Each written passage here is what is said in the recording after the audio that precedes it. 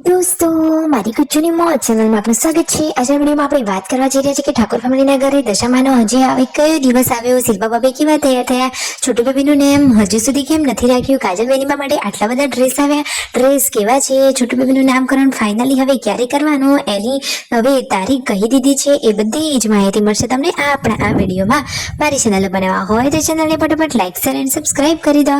Full video in Thakor family blog channel દોસ્તો ફૂલ વિડીયોની link ડિસ્ક્રિપ્શનમાં મૂકેલી છે, ત્યાં જઈ તમે આખો વિડીયો વોચ કરી શકો છો। આવી ટૂંકી ટચુકડી લાઈવ લેટેસ્ટ ટ્રેન્ડિંગ માહિતી મેળવવા માટે કરી દો મારી ચેનલને ફટાફટ સબસ્ક્રાઇબ। તો ચાલો દોસ્તો, વધારે રાહ ન જોતા આપણે વિડીયોની શરૂઆત કરી દઈએ। તમે વિડીયોમાં લાઈવ જુઓ કે બધા જ લોકો દશામાના ગુણગાન ગાવા માટે અહીંયા બિરાજમાન થઈ ગયા છે।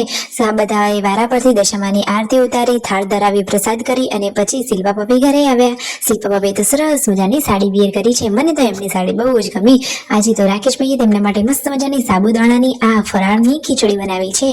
તો અત્યારે તેઓ નાસ્તો કરી રહ્યા છે ને આ પૂનમ ભાભી હોસ્પિટલે ગયા હતા, એમને હાથે શું થઈ ગયું હતું તો દોસ્તો એમને વારંવાર સોજો આવતો હતો અને ત્યાં દુખાતું હતું, તો ડોક્ટરે કહ્યું છે કે લોહીની કણી બાજે કઈ હોય એના લીધે એવું થતું હોય।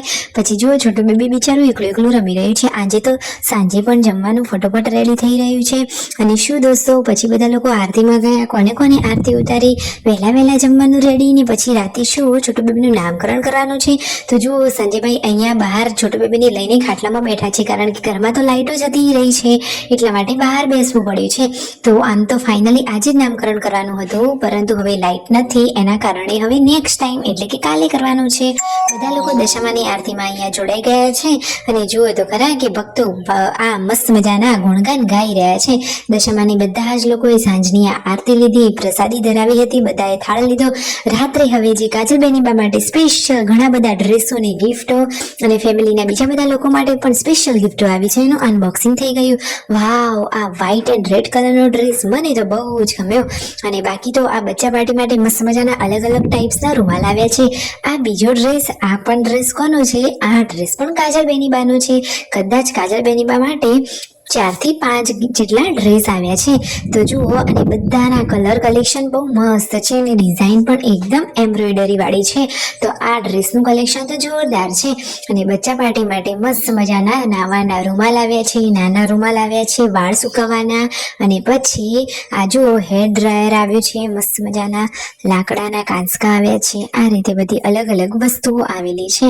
તો ફાઇનલી જુઓ, અને આ કરલી હેર કરવા માટેનું મશીન સ્પેશિયલ શિલ્પા ભાભી માટે આવ્યું છે।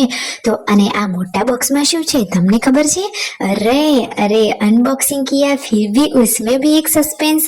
જુઓ તો ખરા કે આ તો એકદમ જોરદાર હેવી ટાઈપ્સનું હેરનું મશીન છે કે જેમાં હેર ડ્રાયર પણ આવી જાય, વાળ ઓળાવવાનું પણ આવી જાય, બધું જ કામ એક જ મશીનમાં થઈ જાય।